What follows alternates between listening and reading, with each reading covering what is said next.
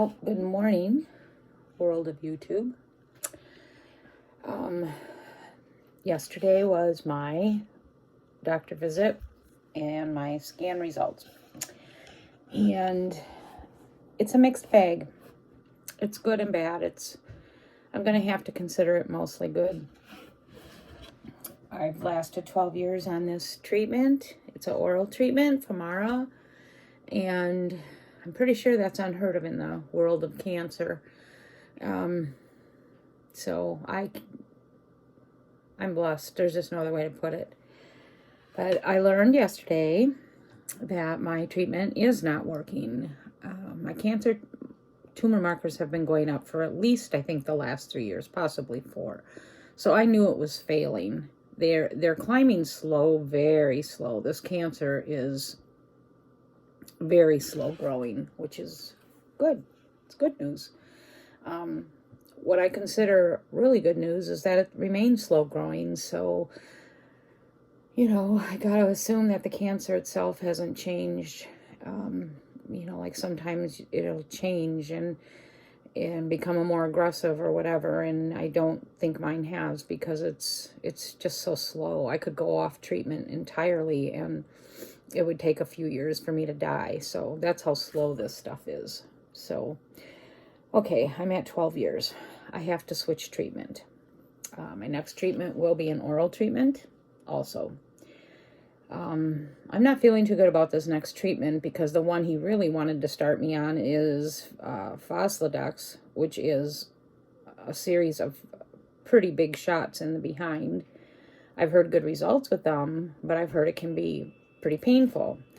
And to be honest, I'm pretty much done with pain. This treatment that I've been on for 12 years has caused me a lot of aches and pains in my bones. It started immediately. And so 12 years of this, I'm just pretty tired of it. I never talk about it because why? Why? The treatment was holding the cancer at bay, and that's the most important thing. So you got to live with the side effects. And for me, the pain in my joints and bones has been pretty bad. So this falls in the same, group of this med. So I don't have high hopes for it. He is going to check. There is a new oral form of Faslodex that he believes has just been approved by the FDA. If that is true, I may just switch over onto that. So in the meantime, I decided to take a break from treatment. I'm off treatment. I'm going to give myself at least a week to just let my body clear itself out. I'm really eager to see if the pain in my joints will dissipate, because I know it's not chemo. I started out on a chemo, but it doesn't change the side effects and the discomforts I've had to experience. And it is still, it's a daily pill. So yeah, I get it. I'm not tied to a chemo chair like a lot of people are, but I understand it because I was there for about 3 years. So I'm just tired, and I'd like to see how my body feels with nothing in it.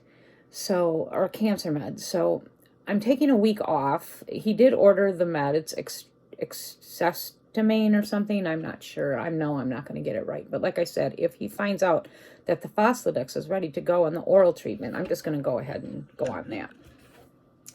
So the good news is it's not in my organs. It remains in my bones. It has spread in both shoulders. And it's kind of funny, because if he would have said to me, "Where do you think your cancer has spread?" I would have said exactly what he told me, except for one thing. Both shoulders. There's times, I think literally, like I could just cut my shoulders off and just have none. The pain is so extensive. Lifting my arms up. When I go to sleep at night, it's really hard to find a comfortable position. And it takes a while. Vicodin still helps with that. So that's good news. Although I am going to ask my regular doctor that I see on Friday that it's time to up that pain medication. I've never had it upped in my 12 years. And with the cancer definitely being documented that it's on the move, I feel it's time. It's in both shoulders, the 9th right rib, which I would have said to him. I would have said the shoulders. I would have said the rib. And it's in both ankles spreading, and then it's in the right leg, in the long bone, your femur bone. That is what scares him, because if it's deteriorating enough, which doesn't show on a bone scan, you know, I'm in danger of a fracture or a break. So I do, which is weird. You go through these scans, right? But the scan doesn't show the deterioration of the bone. The scan only shows, I guess, where the bones are trying to repair themselves. So you don't really get like a clear picture of what the cancer is doing to your bones. So now I need to go in for an x-ray. So that should be within the next week. And then depending on what that shows, you know, if it shows that the cancer isn't really deteriorating that leg bone real bad, I'll just see him at the end of January and see if this new medicine is lowering the tumor markers. If it is, that would be great. I'd stay on it. If not, I would probably go off and do the Foslodex, you know, unless I start the Foslodex earlier, which is, like I said, if it's oral, I will. So that's where I'm at. So my next step is an x-ray of my right leg. Honestly, I don't feel like it's in danger of fracturing or breaking, because he asked me, like, when I do walk and when I stand, do I feel like any sharp pains on that leg? And I don't. I do feel more discomfort around the knee area, which he said that's also a part of that. I feel it in my ankles. I mean, I don't usually wear shoes. I wear slippers or nothing, or socks, because my feet are they're so achy. I mean, sometimes I literally say to Greg, I feel like my feet bones, like my feet are just going to like shatter. So I sometimes wonder if I have more problems in my ankles and my feet. So hopefully that'll all show up on this x-ray that I'm about to take. So that's where I'm at. I consider it mostly good news. I feel like God is so gentle with me. And, you know, every trauma I've gone through in my life, I feel like it was all handled gentle enough that I could deal, if that makes any sense. I mean, even like all the stuff that I've gone through with Greg, you know, the last one was the worst, and it landed me in the mental hospital, but yet that gave me a break from the entire world and gave me a week to truly work on just myself, and not just the things with him, but things from my childhood and things, just so many things in my life. So that was good. You know, even my cancer journey has been, I feel, mild. Like, you know, I'm stage 4 breast cancer. I haven't had to have a mastectomy yet. I haven't gone bald yet. I may lose some hair and thin with this new treatment. I'm over that. I can go get caps, beanies, whatever. If anyone has any knowledge of free caps, you know, like knitted caps, please share that with me. If anyone has any knowledge of easy scarves that I could just tie, and I would prefer neutral colors, you know, like your whites, your tans, you know, like maybe a light peach, light blue, black, because I don't want patterns or colors. I would just prefer neutrals so that I can wear that with pretty much anything. I don't think I'm going to go the wig route. If I do lose patches of hair, which I did on when I first started Femara, I lost patches. And so I had a lot of bald spots, but I could cover them. So I'm not sure what to expect with this. He said expect probably the same as Femara. So I guess I got to expect the thinning and the patches. And I did lose all my eyelashes. That one I couldn't do anything with. They can't give you false eyelashes when there's nothing to attach them to. So I may look a little weird for a bit, but whatever, right? But I would like some caps, some knitted caps, and then the scarves. If anyone has access to those, please message me. That would help greatly. Finances are a concern. So, you know, anyone who's got resources, I sure appreciate them. Or if you're a knitter, I would appreciate if someone wouldn't mind knitting me a scarf or two, a cap. I mean, you know, and like I said, neutral colors. Basically, I feel like I have to put my boxing gloves back on and get back in the ring, and I'm mixed about it. I'm still mixed. I'm feeling, God, I don't want to cry. I'm feeling so grateful that it's not in the organs. Part of me really wanted to be able to stay on the same treatment and only go in every 4 or 5 months, you know, but now I'm back to, after I get my leg checked out, it'll be probably every 90 days. That's not bad. I don't think I would start a chemo until it goes into my organs. He says he feels confident we can keep it in my bones on hormone treatment. That's just his opinion. I've lived long enough to see that normally doesn't hold true. Eventually it crosses over. So I'm not going to think that way. I'm just going to think, I really truly have to think of taking this one day, 1 month at a time. My first priority right now is to get my leg checked. If my leg is not in danger of breaking or fracturing, I'm going to take a couple-day road trip. I've got a sister that wants to go to Mercantile, to Pioneer Women's Mercantile, and she's not real reliable. If she doesn't follow through, my daughter wants to go, so I think I'm going to take a couple-day road trip and do that. And then our winter in Houston is obviously kaput.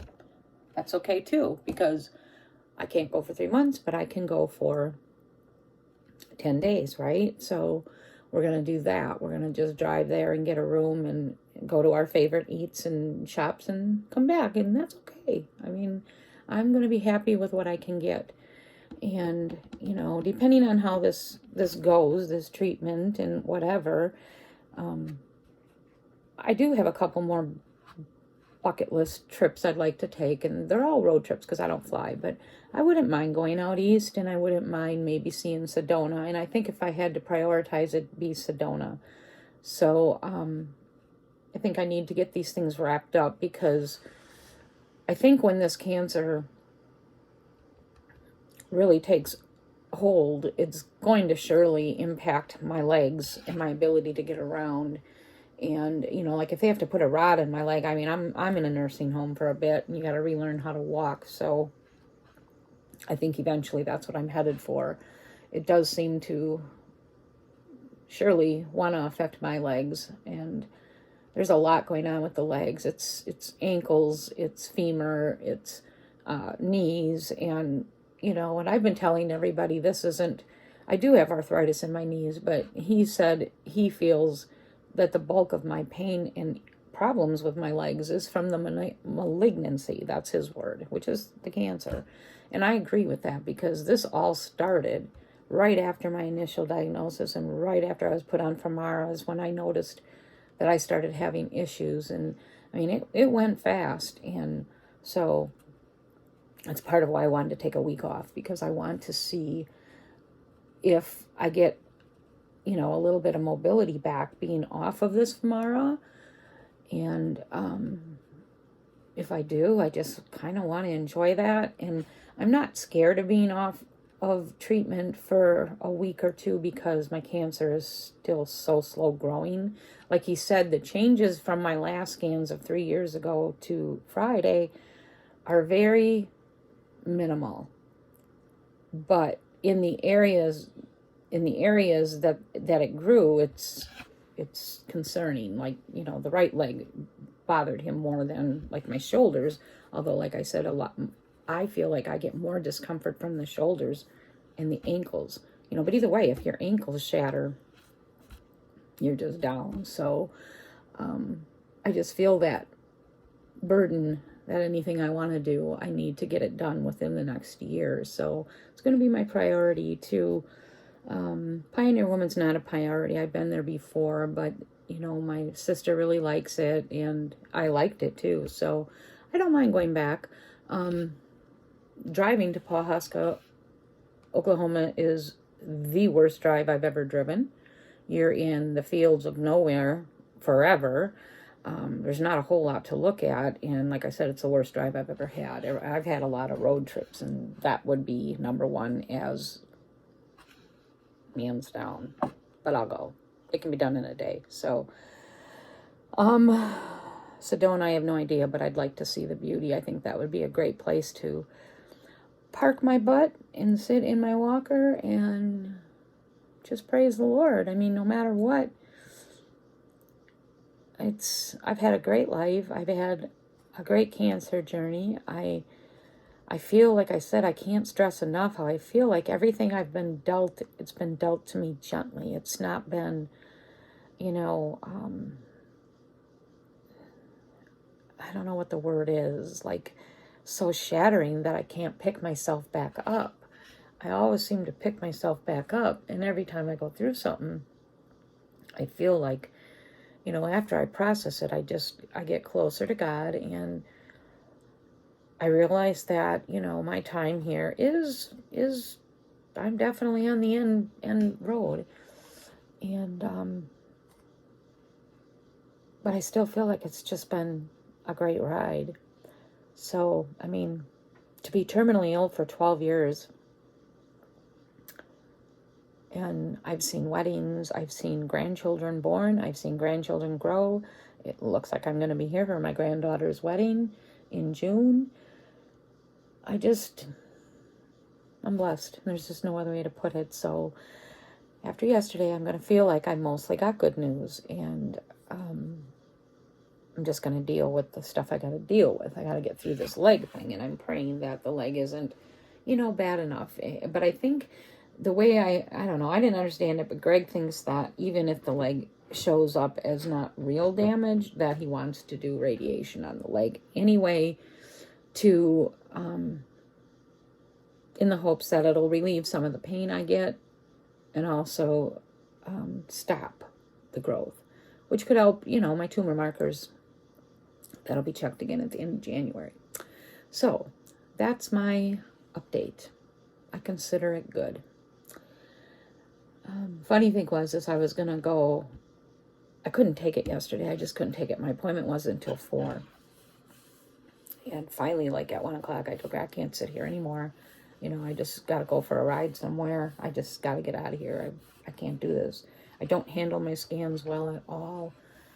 I am going to ask for some medication to help with anxiety on the days of these appointments, because I truly need it. I mean, you say the word cancer to me and I start tearing up, and I mean, it's nuts. I had my scans on Friday. I literally got sick after my scans. I felt sick during the scans. I had to tell the nurse a few times, I don't feel right. I feel nauseous. I'm going to get my nauseous medication refilled. But then when I got home after the scans, I was sick the entire day. I had to spend 24 hours in bed. I got so worked up over it that, you don't need to know the details, but I was sick. And that was all from the stress of scans. I just don't do this well. So I hate it when people say, oh, you're the strongest woman I know. No, I'm not. I mean, if you can get sick from scans and sick just pulling up in an oncologist office, am I really strong? Sometimes I think, like, here I am, a 65-year-old woman acting like a 5-year-old kid. But for some reason, I just don't do this. So that's my little update.